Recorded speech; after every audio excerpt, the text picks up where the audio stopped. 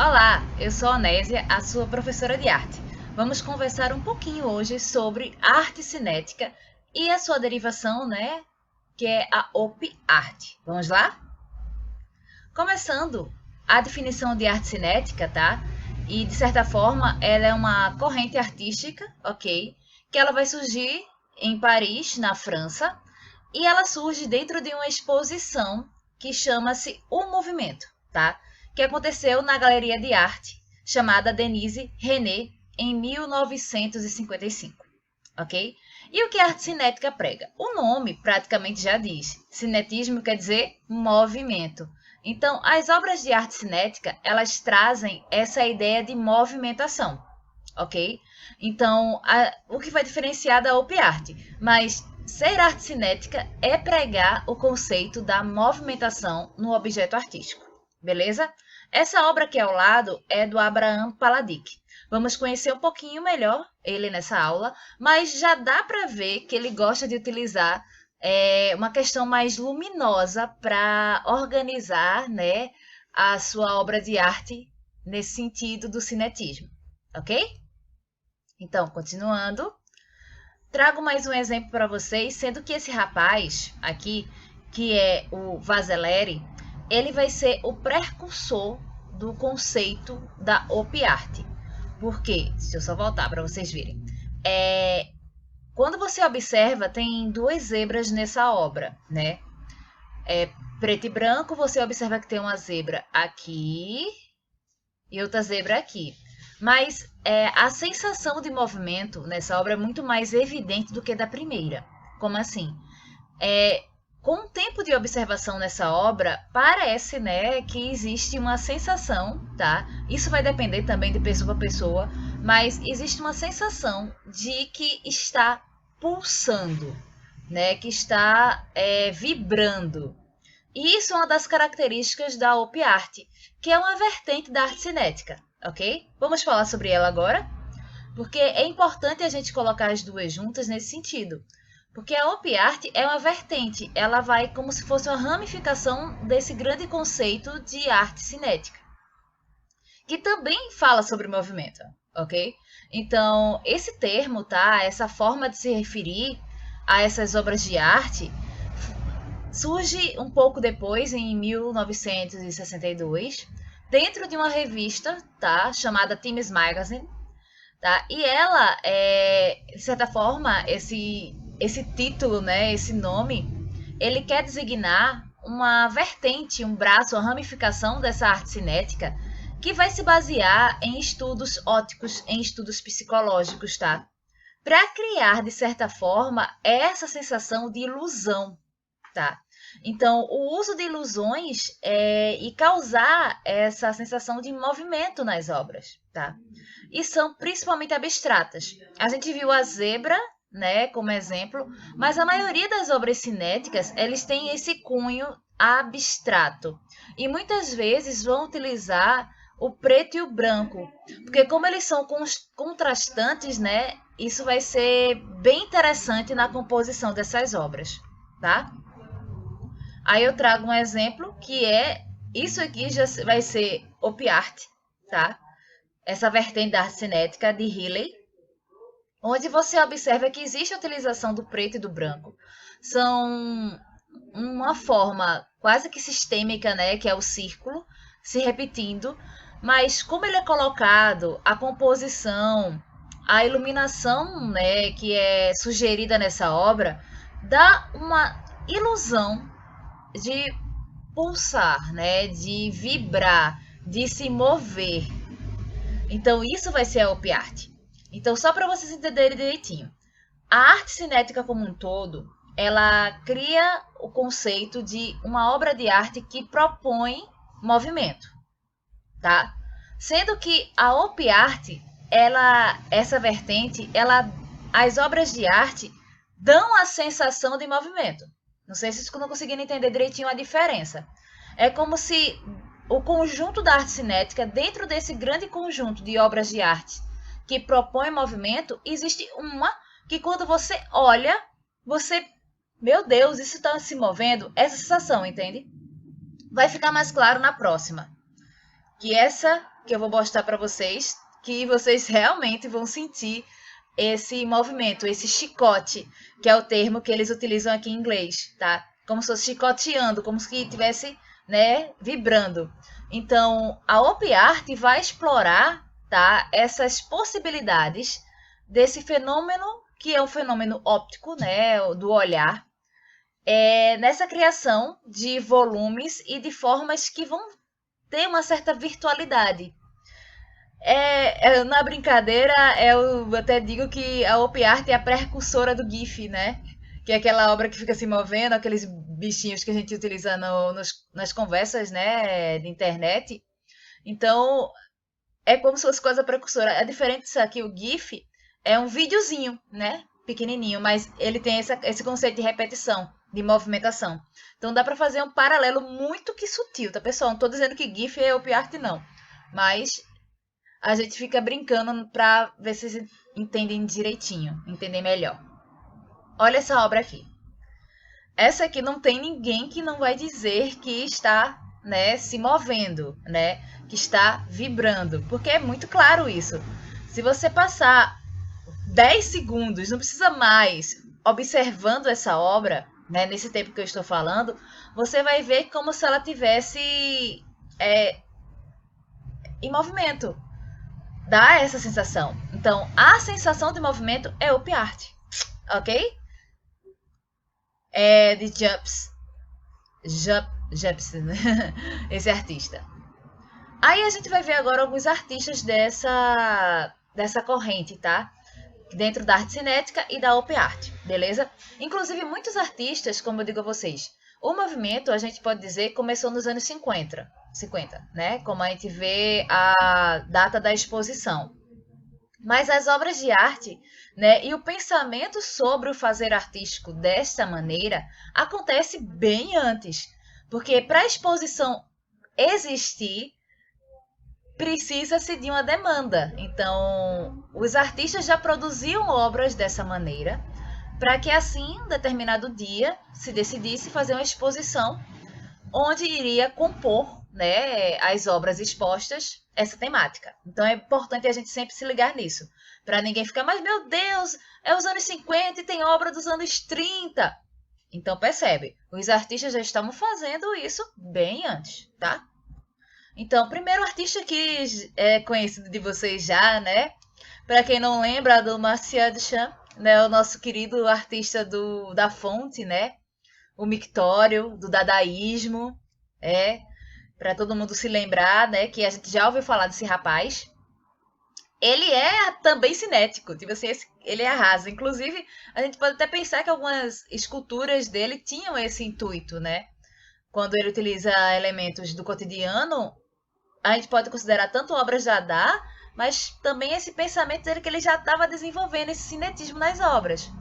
Então, as obras que ficaram mais famosas dele é esses discos, tá? Que é os. Nunca sei dizer o nome, mas é hot reliefs, alguma coisa assim. Que são discos coloridos que, quando a gente coloca eles em movimento, quando eles giram, causam um efeito óptico. Eles lembram, tá? A imagem desses discos me lembra muito os peões. Não sei se vocês já viram, né? Mas a minha geração e as gerações mais antigas tinham um brinquedo chamado peão. E quando você coloria o peão, tipo assim, você colocava pintava ele, né? De várias cores, e quando se girava, tinha um efeito óptico, né? O peão por si, não, mas quando ele estava em movimento, né? Quando você coloca ele para movimentar, criava, né, com a pintura dele, o efeito óptico. E é isso que o Duchamp vai resgatar, tá? Então a gente vai ver alguns exemplos, tá, desses hot reliefs aqui. Inclusive, você percebe que alguns dão a sensação de que ou está girando para o centro ou para fora. Tipo assim, o movimento está indo para dentro ou para cima. Vocês estão conseguindo perceber isso? Por exemplo, quando eu vejo esse disco aqui, azul, para mim, ele está indo como se fosse para baixo, quando estivesse indo nesse movimento, né? E esse aqui, eu vejo ele subindo. Mas isso é a sensação que eu tenho. cada um de vocês vai ter uma sensação diferente ou parecida com a minha, tá? Tem mais um aqui em destaque, só para vocês entenderem como era esse processo, tá? Desses rótulos. Aí mais um artista, que é o Alexander Calder. Ele vai ser bem curioso, inclusive já caiu em prova de Enem ele, tá, pessoal? Onde ele vai criar esculturas que ele vai chamar de moblies, tá? Que são peças de metal penduradas com fios, vai ter luz em algumas delas, onde o observador ele vai entrar em contato com essa estrutura, né? Que vai ser uma escultura, mas é mais uma estrutura em si. E quando você observa um determinado canto, ela vai estar se movendo e ela vai estar mudando assim a forma que você está observando. Você olha para ela de um ângulo, aí como é uma obra cinética, então elas têm essa ideia do movimento, você vai estar observando a mesma obra de ângulos diferentes, você estando no mesmo lugar, ok? Então, isso é muito legal. E ele tem todo um estudo da questão de ritmo, né? De peso, contrapeso, para dar essa organização. Vamos ver exemplos da obra do Calder. Essa aqui é uma parte mais estrutural. E é essa imagem, se eu não me engano, que apareceu no Enem, tá? Aí você vê que ele tem formas de material metal, né?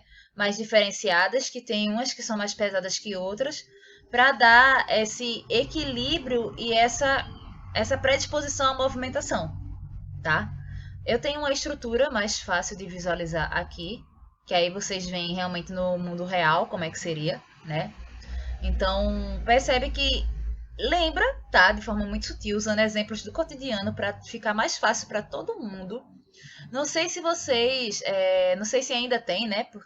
Mas se tinha, nos becinhos de bebê, né, um mobile, né, que fica em cima, geralmente se usa borboletinha, bichinhos, né, que fica em cima do berço e fica se movendo, né? Então o bebê fica lá olhando, é uma estratégia acho que para distrair a criança talvez e tal.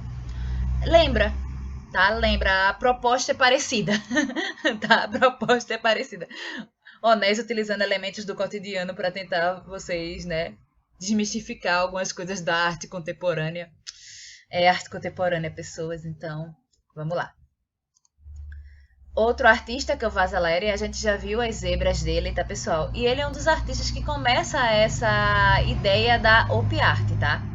A gente tá percebendo que a gente viu dois artistas na questão cinética propriamente dita, tá? Nesse conceito de cinetismo e que a obra ela se move para chegar a obras que dão a sensação de movimento, tá?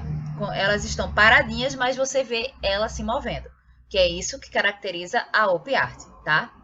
Então, ele vai ser o primeiro, de certa forma, e um dos que vai ter uma predisposição maior a esse tipo de obra, né, caracterizado como Op Art, que é o Vasarely. Inclusive, esse menino, tá? Ele vai ser o autor do Manifesto Amarelo. Lembra que nos movimentos de arte moderna existiam os manifestos? Pois é. Ele é o rapaz que vai escrever esse Manifesto Amarelo, que vai criar, de certa forma, vai anunciar essa noção de cinética visual, de cinética plástica, de obras de arte cinéticas, com predisposição, com ideias de movimento. E é importante a gente falar dele porque ele vai estar relacionado, tá, com os construtivistas, que a gente já viu aqui nesse canal, já tem aula sobre os construtivistas, e uma escola de arte chamada Bauhaus, que ela vai ser muito importante, tá, para o nosso conhecimento, tanto na questão artística, de forma mais geral, mas também arquitetura. Então, um exemplo, tá, do Vasarely, ele traz essas bolas, né, esse Vega Nor, que tem essa sensação de pulsar, tá, de movimento, de chicotear, ok? Tem mais delas aqui para a gente visualizar, ok? Para vocês entenderem essa disposição ótica que a gente vê nas obras dele. No primeiro momento, não parece que está se movendo, mas se você deixar, né, se observar a obra por 10, 12 segundos, a sensação acontece, ok? Não é nada de bruxaria, é arte.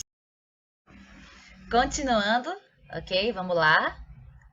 Aí a gente tem mais um artista aqui chamado Jesus Rafael Souto, tá? Ele é venezuelano e uma coisa interessante, diferente dos outros, ele vai construir, tá, ambientes que a gente vai chamar de instalação, tá? Que a gente vai conhecer mais à frente o que é uma instalação. Vocês já vão estar vendo aqui de início, mas esse conceito artístico a gente vai trabalhar depois, tá? Mas são espaços, são ambientes que ele chama inclusive de impenetráveis, tá? Onde você, né, as pessoas podiam entrar em suas esculturas, né, passear, interagir. Então, isso é uma das características também da arte contemporânea, você poder tocar nas obras de arte, interagir com elas, tá? Elas não estão mais nesse lugar do sagrado, elas agora estão literalmente próximas do público, interagindo com ele, falando com ele, né? Então, essas obras do Jesus, né, Rafael Jesus Souto, vai ter essa característica, beleza? Então, vamos ver alguns penetráveis dele, né, algumas dessas instalações. Tem essa primeira aqui, tá? Que eu acho muito maravilhosa, a estrutura montada ao ar livre e essa esfera, onde essa estrutura aqui parece que, né, solta uma areia. Eu não cheguei a ver vídeos sobre essa estrutura, mas acredito que existe algum momento que essa areia é jogada e dá essa sensação de movimentação, né? Inclusive, acredito que o público fica observando isso de qualquer ângulo da obra, né?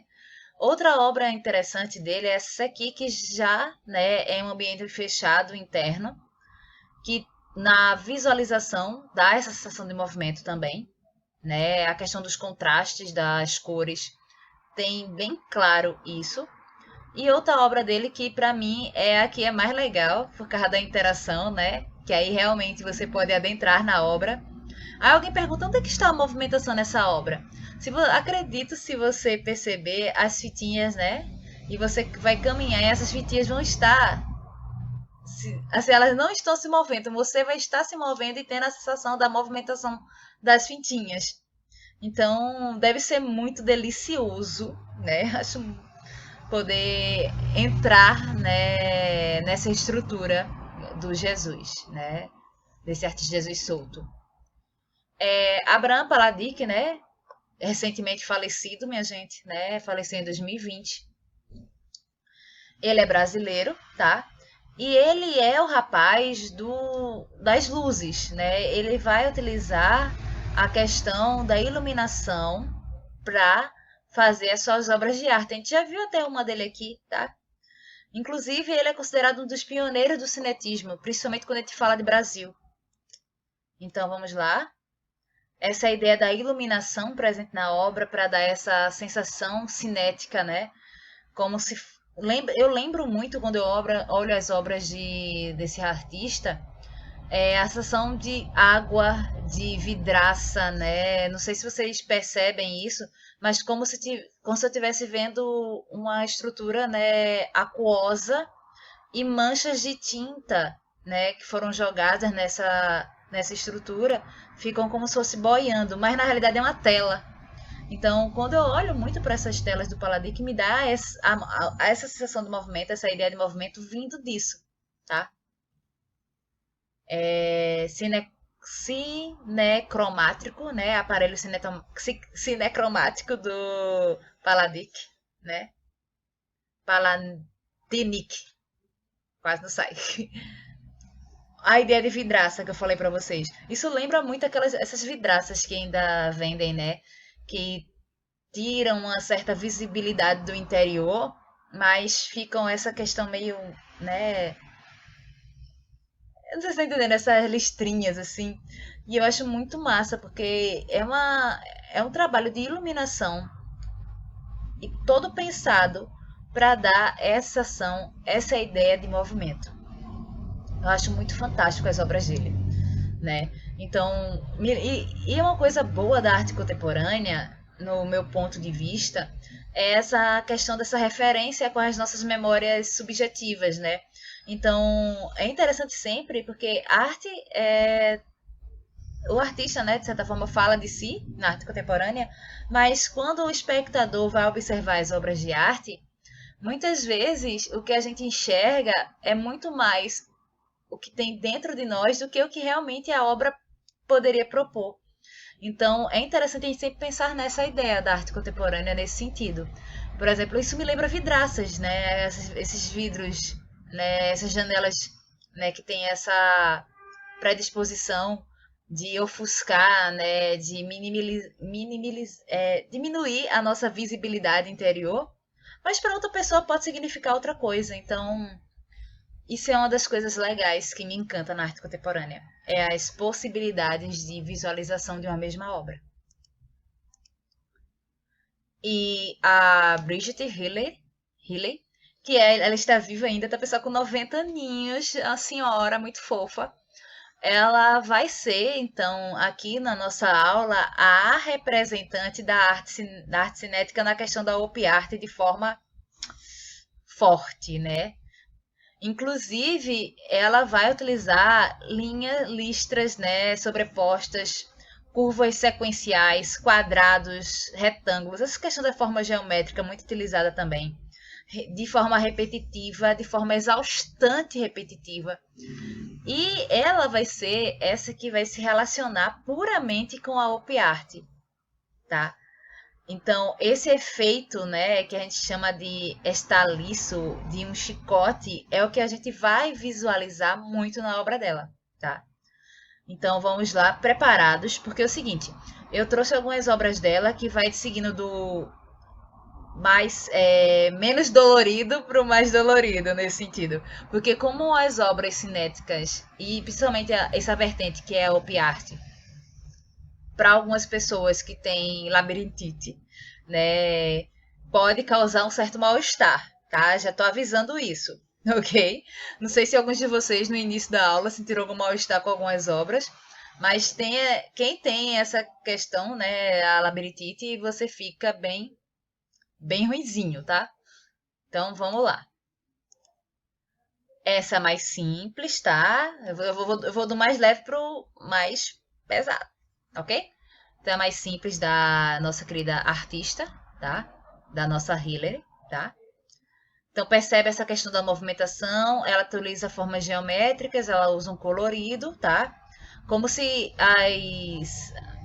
as formas, né, como se estivesse caindo. Então é a sensação cinética, né, da obra de arte dela. Aí já começa a pegar pesado agora, avisando a todos que estão assistindo essa videoaula, tá? Começar a ficar pesado, ok? É. Quem tem labirintite nem olhe mais, só fique me escutando. Porque você percebe, tá? A questão geometrizada, essas linhas, o preto e o branco, sendo que existe não, não só a ideia de movimento, existe literalmente uma sensação de movimento. Então, teve sensação de movimento, é op art. Botar a última, que é a mais complicada, tá, crianças? Então, quem tem labirintite, fica com o olhinho fechado e só abre pra olhar a obra rapidinho e fecha de novo, pra ninguém ficar passando mal, tá? Então, a última obra agora, ok? Pronto. Olhou? Quem tem labirintite, pode fechar o olho já. Mas existe, inclusive, dá um certo mal-estar para alguns, né? Essa movimentação dessa obra. Ok, crianças? Então, a gente termina por aqui. Beijo. Até o próximo encontro. Tchau!